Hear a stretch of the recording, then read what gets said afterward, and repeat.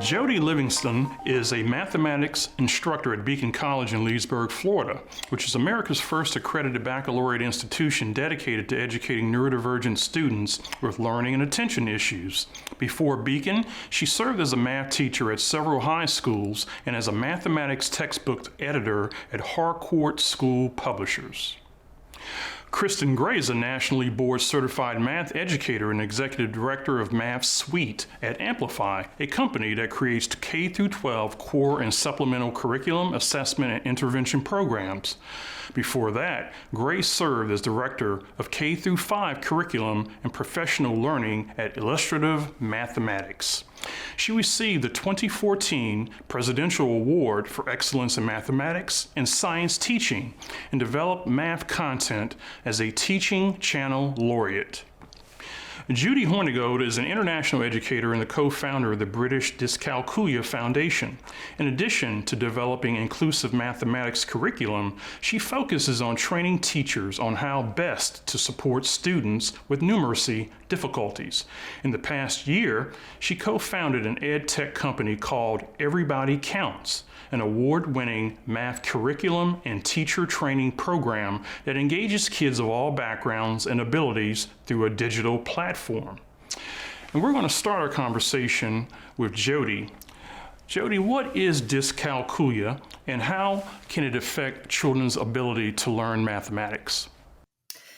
Dyscalculia is a specific learning disability that affects a person's ability to learn basic math skills and concepts.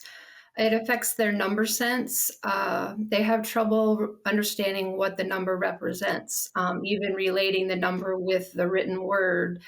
They have trouble with equivalent numbers, fractions, decimals, money, what it means, placing numbers on a number line in order, estimating, telling time, distance, working with a ruler, memorizing multiplication facts, even simple addition and subtraction, multiply, division needs to be done on a calculator.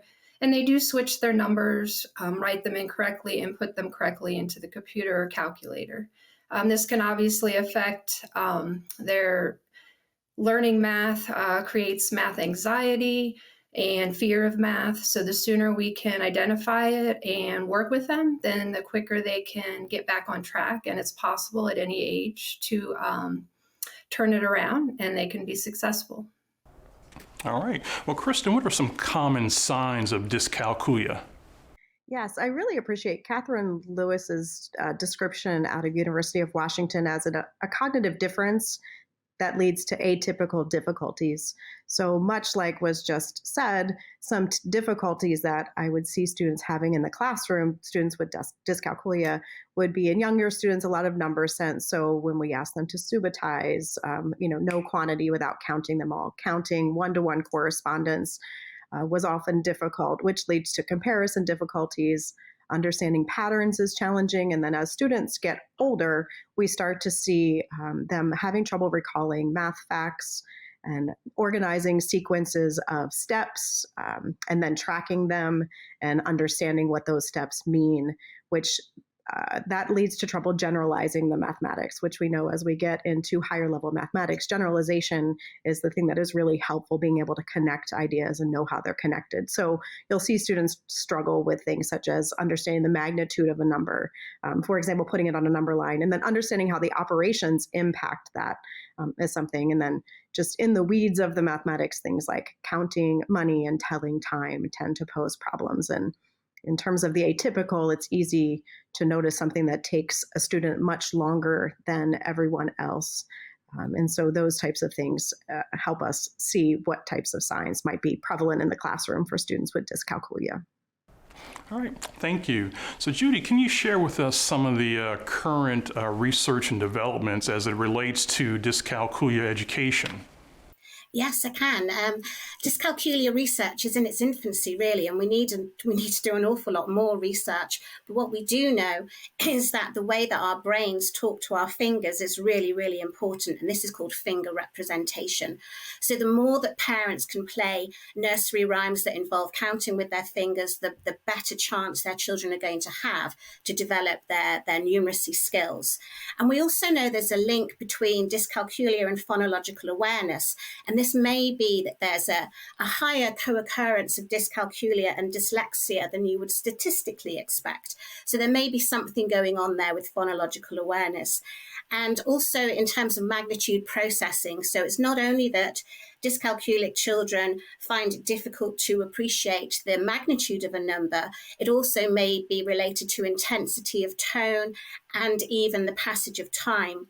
So often people with dyscalculia don't have an inbuilt kind of clock and understanding of the passage of time. They have no idea whether 10 minutes has passed or an hour has passed.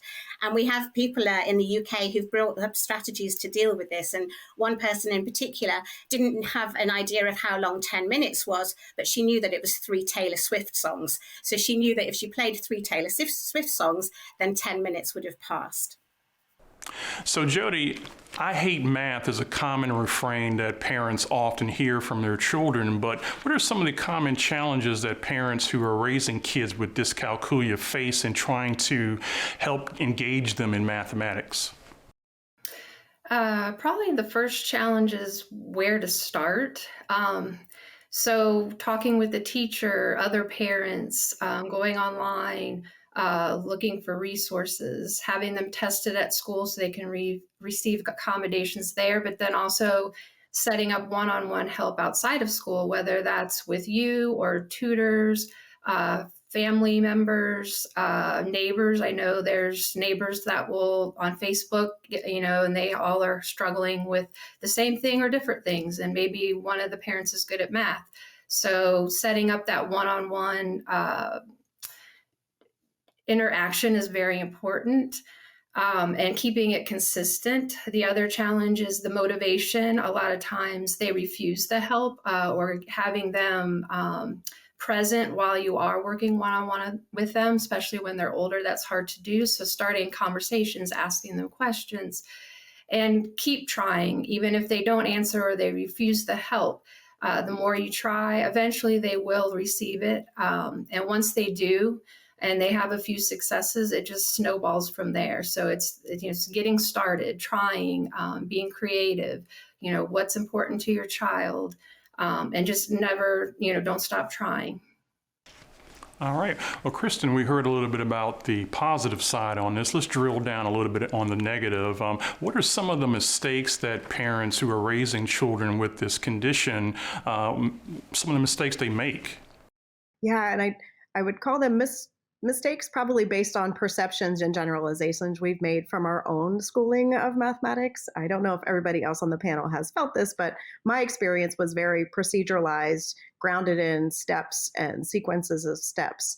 And I think what parents take from that is that's the thing that should be practiced at home. So it tends to lead to a lot of worksheets where students are coming from school and we're sitting and practicing. It's more of that drill and kill, which we know it just with the frustration and anxiousness that comes with having dyscalculia for students, something like that just makes that amplified. So I think when we generalize this idea that mathematics is about speed and efficiency and repetition and practice in the way that we experienced it in school, we translate that into what we think is helpful for our own children when they are struggling with mathematics. So I think that's something that we typically see is these myths and perceptions that we have from our own schooling being translated into helping in the way that we learned, which we know for students with dyscalculia might not be the thing that they need.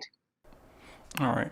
Well, Jodi, Kristin makes a wonderful point about the anxiety that builds from not being able to successfully complete math. What are some ways that parents can help their children develop coping mechanisms to kind of blunt that anxiety that they feel when they're dealing with math? I think a lot of it comes down to mindset, and there are two schools of thought here: the growth mindset and the fixed mindset. And I think a lot of children have a belief that they can't do maths and they're never going to be able to do maths, and it's not something that can be avoided in life. They have to do it. So I think if we can instill in the children the belief that everybody can learn maths, given the right environment, the right support, and the right circumstances, so they will be able to achieve in maths. They just need to ask for that help and get the right support around them. And I think the other thing that parents can do as well is not convey their own anxieties about maths onto their children. It's quite easy sometimes to kind of convey your own fears and anxieties to your children. So be very positive about the way that you talk about maths, show enjoyment about maths, and make it part of everyday life so that it's just an incidental part of the day rather than a kind of scary thing that they have to do for their maths homework in the evening. That's going to make a big difference. All right. Well, Jodi, you're working on the college level with students, and I'm wondering if you're seeing students at that point still dealing with these same issues, the same anxieties, because maybe they weren't dealt with in their childhood years. Oh, most definitely. That's the first thing they say when they come into the math lab is, I'm not good at math. I'm not going to do well in this class. And so that's the first thing we have to address is that, no, you can do this, and we will work with you and we will show you how. And then we have a saying on the wall, the only way to learn mathematics is to do mathematics. So we get them started. They have a program, immediate feedback, and it's all one-on-one help. And that one-on-one connection, just being able to develop a relationship with them, get them talking, it gets them involved, and then they'll listen, and then we can go over those strategies and then practice, and then it's consistency. And then we see them, and again, they have those few successes, and once they have those successes, it just snowballs and opens up. And so at any age, it can be turned around. And the more that they're willing to invest in it and stay consistent and come and receive that help, the quicker it can happen. And it's amazing some of the things we've seen in just a couple months in the math lab at the college level. The other factor is, I think, the difference because of their developmental age, they're more willing to accept it. They're more mature. Working with high school or middle school, it's a little harder because of the age that they're at. So that's a nice change that I've seen working with the college students. They're more willing to accept it, and it goes a little quicker. So. All right. Well, Kristin, this may sound like an oxymoron, but are there ways that parents can make math fun for kids who have dyscalculia so that they will be able to make some progress? Yes, it is an oxymoron. Math is fun and engaging. I think what they can do, in my experience, has been primarily in the K-5 space. So things I've recommended to families to do at home to make it more fun and engage in it. And again, release that frustration and maybe anxiousness that comes along are games. Games are always fun, especially games with dice and dominoes, something that has students recognizing numbers and recognizing patterns can be really, really helpful for especially our early math learners. I don't know if you've heard of counting collections from the cognitively guided instruction work from Megan Franke, but counting collections is a really easy, fun way to just give students a collection of things, ask them to estimate. Estimation is a great mathematical skill that can be fun and engaging to check. So counting collections of asking students to estimate how many might be there and then count, again, reinforcing that counting one-to-one correspondence. And it could also be just taking games that we know and love and just changing the rules a little bit to make them just a more math-centric. So for example, a game like Go Fish, the card game, which we might have always played, where you're trying to find the same numbers to put into pairs and collect. You could make it collecting numbers that make a combination of 10. So now we're reinforcing those math facts in a game-like setting that makes it more fun and engaging for students versus a worksheet that is all the combinations of 10. You're just putting it in more of a accessible space for students with dyscalculia. All right. Well, Jodi, can you tell us a little bit about the strategy called multi-sensory math and how that works with the manipulatives that Kristin just talked about?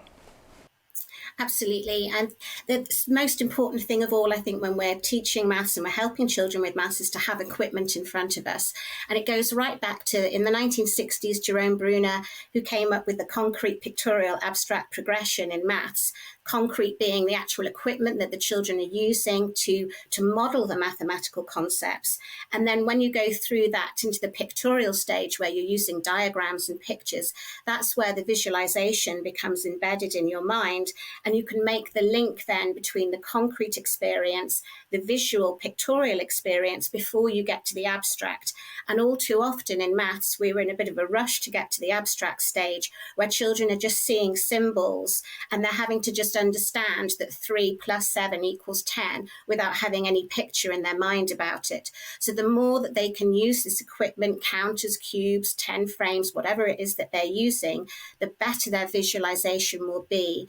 And that then has the effect that when they're in, for example, in an exam situation and they don't have any equipment with them, they can still visualize the maths, and that's going to stop it from being too abstract for them. And particularly for our dyscalculic learners who are not able to work at that abstract level, they need the support of the visualization and the concrete materials. So that multisensory approach is absolutely vital in everything that we do when we're helping children with maths. All right, thank you.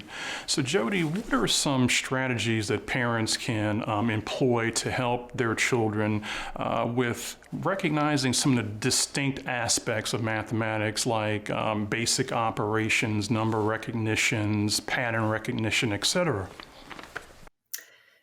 So the use of technology, there's a lot of programs out there that can help with this if they don't know where to start and like how to ask the questions that they can use. But it needs to be that one-on-one connection and consistent so that they can practice the repetition, that they can practice those skills. The use of manipulatives, the more that they, the hands-on, using the base 10 blocks, if they're telling time, having an actual clock, working with money, using real money or the fake money. A lot of times in the high school, we would act out the problems, so bring in the props and almost do a little drama activity too, and so that would get them laughing. And so even videoing yourselves together, going over the math thing and making it silly, but still working on the math. But just that consistency, the practice, the one-on-one, and the use of those manipulatives, or when you're out at the grocery store and, just bringing up that conversation and things at your job that you might problem solve. And having those conversations are extremely important as well. And keeping that consistent, and then looking for the resources for when you do get stuck with the actual math concepts. All right. Well, Kristin, all of you have talked about the importance of repetition and reinforcement. Are there some sneaky ways that parents can work this into their child's daily routine? Yes, I think definitely ways, if you just think about a child's routine throughout the day, there's opportunities for mathematics all of the time, from getting up and if they're having breakfast that morning, asking just how many plates are on the shelf, how many spoons are on the table. Those opportunities just to always reinforce number and counting are really, really helpful for students. Cooking, and this will just be an add-on to what was just said, but I think things of baking or cooking, whenever there's times to count or use different number units, fractions versus whole numbers, those are great opportunities in a child's daily routine. Again, reinforcing estimation. How many steps do we think it is to the bus stop or to that tree? And then taking an estimate and then checking it out and then counting off the steps. I think those are really important mathematical ways. And then just also reinforcing and repetitiveness around strategy we want students to try and use when they're in the classroom as well. So something that might translate into the math they're doing once they get to school. Strategies such as talking aloud and talking through a process would be something that would be really helpful for students, praising the process over just the answer, which we see is also a really helpful thing for students to focus on, especially just in their daily routine. I think that's really important to teach them strategies and how to ask for tools they need to make it more accessible for them in school. All right, Judy, so let's take this out of the home, which is what we've been talking about mostly this morning, and take it to the classroom where the child is going to get most of their math education anyway. Can you tell us how parents can develop a relationship with the teachers and communicate with them so that their child is getting the support they need? Yes, and communication is absolutely key. The more dialogue that you can have with your child's teacher, the better. And I think it can be a difficult conversation sometimes, and sometimes teachers maybe aren't aware of dyscalculia, they aren't aware of maths anxiety. Certainly in my experience, a lot of teachers that I work with don't think about maths anxiety as being the first thing. They think maybe the child's being obstructive or defiant or just refusing to do the maths, but actually it's the maths anxiety that's the problem. So I think the more conversations you can have, the more that the teacher can find out what is troubling the child, because sometimes it can be very, very simple things like just a fear of being asked to answer a question in front of your peers could be really stressful for a child. So those conversations can really help. But also I think teaching techniques as well. So some teachers like to have timed tests, they like to have competition amongst students, and we know that these things are not at all helpful for children who are stressed about maths. So avoiding any type of timed test and making sure that children's results aren't public so that other children can't see where they are in kind of league tables, that kind of thing, and celebrating the individual success.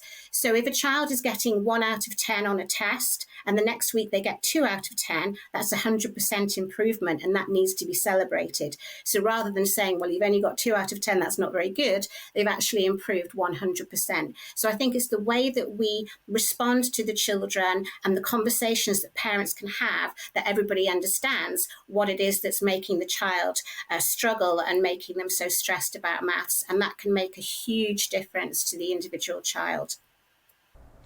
All right, well, thank you. And that'll have to be our final word today. Jodi Livingston, Kristin Gray, and Judy Hornigold, thank you for the knowledge.